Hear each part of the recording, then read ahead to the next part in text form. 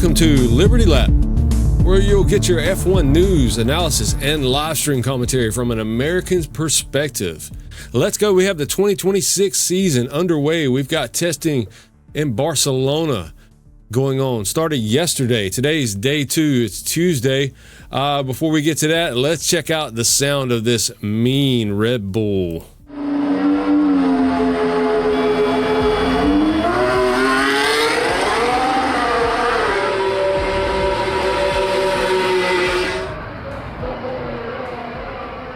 Nice.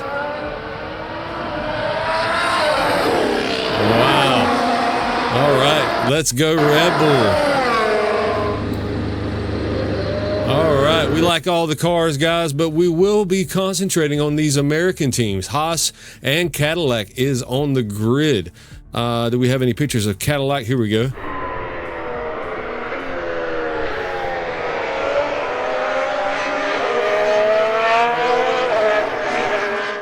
That Ferrari engine sounds good too.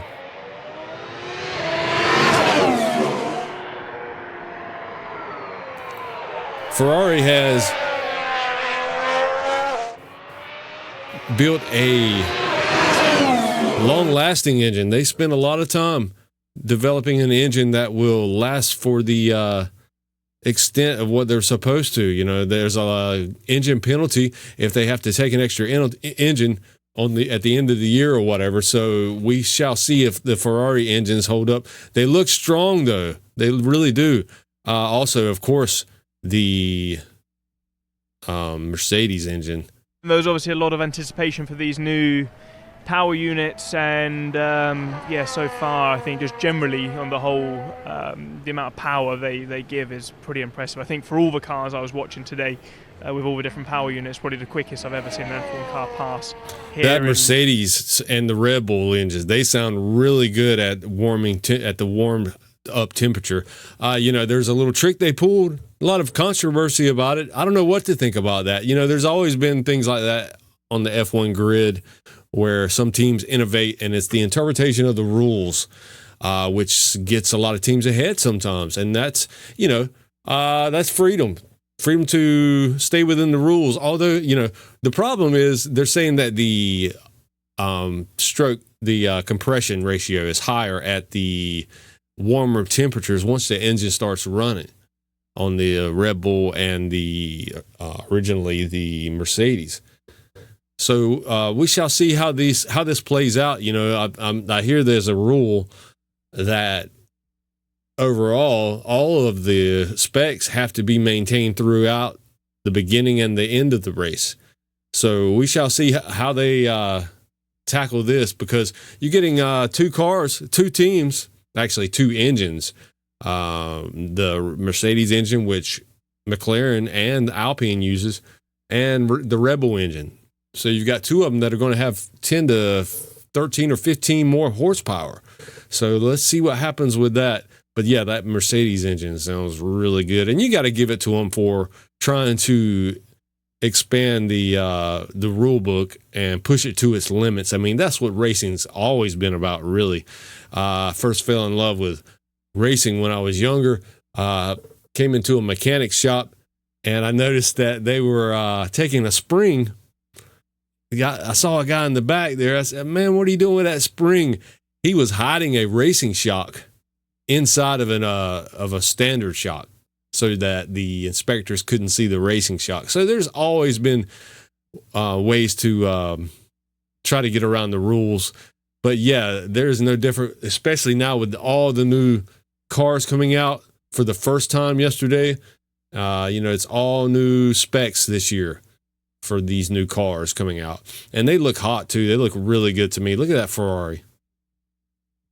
My favorite livery is so far is actually the Haas and the, where's Haas at? And the Racing Bulls car. That one looks really good too. I don't really like the overhead of the Mercedes. They're on the right. If I could show you the Haas. Oh yeah, Audi's looking good too. There's a new Audi car. Audi Revolut. That's a good looking ride there. They actually, they had time to prepare. Look at their engine, guys. Look at this MGU K on the front of the engine, pointed the other way, towards sitting alongside the battery pack. So you can see my cursor there. You got, I assume that this is the big, they're growing 50-50 with the power this year, 50% electric, 50% combustion. And I assume this upper battery pack might be the overtake battery. I'm not sure. They're replacing the overtake aerodynamics with the overtake push to pass button, kind of like IndyCar. But they did continue and add the aerodynamics, the DRS active aerodynamics on the front wing now and the back wing. So that will open up automatically on the straights and close on the turn. So I guess when you hit your brakes, the flaps come up and they give you more downforce. But yeah, look at this beautiful Honda engine. Okay, yeah, this is Honda. So this will be Aston Martin running the Hondas this year. Those throttle bodies on the top there. So the thing that's really cool is I'm not sure if all the engine manufacturers are doing this. I assume they are. You've got the MGU-K that's charging the battery right there, and it has to connect to the engine. So it uses a little small transmission right here, if you'll notice that. So that allows the MGU-K to spin at a much higher RPM than the actual engine, so that it charges better. So that's very good ingenuity there, to move this up and alongside the battery and save this space here so that your engine covers can get closer to the engine. And we've seen the RB car. This was not a good, they came out with the revealing of the car, but it's not a good representation of what was actually on track yesterday. Look at those side pods on this RB car. Look there's your Haas. Okay, there's Haas. Look how good that looks. I love that Toyota Gazoo Haas. TGR Racing. Check out the side pods. Okay, here's the Mercedes. I'm just not in love with that livery. But that motor sounds so good. I love this livery, the Racing Bulls. Look at those white rims. And that air intake. See if you can see that air intake coming in. See how it's flattened out on the top there? Right beneath the G there. That's interesting.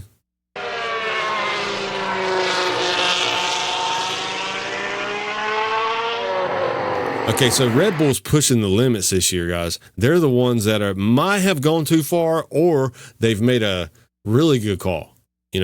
Look how small this side pod is along the Oracle here. It's barely existing. Look how tight it is. So evidently they are. It looks like they did expand this intake a little bit, so they're getting more air in the main intake versus the side intakes there. So from what I hear, the new engines don't run as hot, but you've got the batteries that are running hotter. So there's a lot of ingenuity behind that. Cool. So I'm just first video here for my stream. I'm going to do some live streams. I would like to get into the whole, the telemetry during the live stream. I've got it where I can keep up with all of that. But back to let's see what's going on in testing. Barcelona testing yesterday, day one of the 11 teams. Ferrari and McLaren have confirmed they will not run on day one. Yesterday, Monday. Aston Martin's also wasn't expected yesterday. We had Hadjar sets pace in the morning. Bortoleto, Colapinto, and Lawson bring out red flags. Russell replaces Antonelli at Mercedes for the afternoon session. Perez and in for Bottas at Cadillac. Yesterday, I had a lot of running, a lot of testing. I hear that Ocon ran, what was it, like 80-some laps on that Haas? So, yeah, that engine is definitely durable. Let's get to today's Barcelona results on day 2. Max Verstappen topped the times on the second day of F1 testing. Imagine that. That Red Bull is fast, guys. Just 2 teams opted to take the course on today's Barcelona shakedown, with Red Bull and Ferrari splitting their running across 2 drivers. Verstappen had the fastest, as Hadjar reportedly crashed in Barcelona. Oh, wow. So Hadjar is in the number 2 spot on Red Bull now. So good luck to Hadjar. He's a really good driver. So if anybody, any young driver can come out of Verstappen's shadow, we shall see. It, it's going to be a hard thing to do, but he's got a good challenge ahead of him. And, it's resetting all the specs on these cars too. So hopefully Verstappen hasn't had enough time to, how he likes the oversteering on the front end. And then, it's weird how the other driver, there's 2 teams for any newbies. I kind of have to cover, some of the newbies, because I am American and we are kind of new to the sport. I started getting into it, I don't know, about 4 or 5 years ago. Just love watching the races, guys. I watch the practices. So we'll do all that. We'll watch the qualifying together. And just give me a subscribe if you could, and come back for more for the live streams. I'm going to try to stream during the race, so have commentaries over the races and qualities and all that. What else happened today at Barcelona? Looks like we just talked about that. And only 2 teams on the field today, so not much going on. Close to the end of the day, McLaren confirmed it intends to begin its testing program in Barcelona tomorrow. So we'll have the new black livery for McLaren coming out tomorrow. Just making sure I don't miss anything before we end this video. I could go back to my X and see if there's anything on the Formula One X posts. The shakedown week. Preseason testing is going on, wide open. It is amazing to watch the ingenuity of these teams to all interpret the rule books and come up with a design. What have they been working on, 2 years now on these new cars? And it is finally coming to fruition. So yeah, we'll check back in with you later. So I hope you enjoyed the Liberty Lap.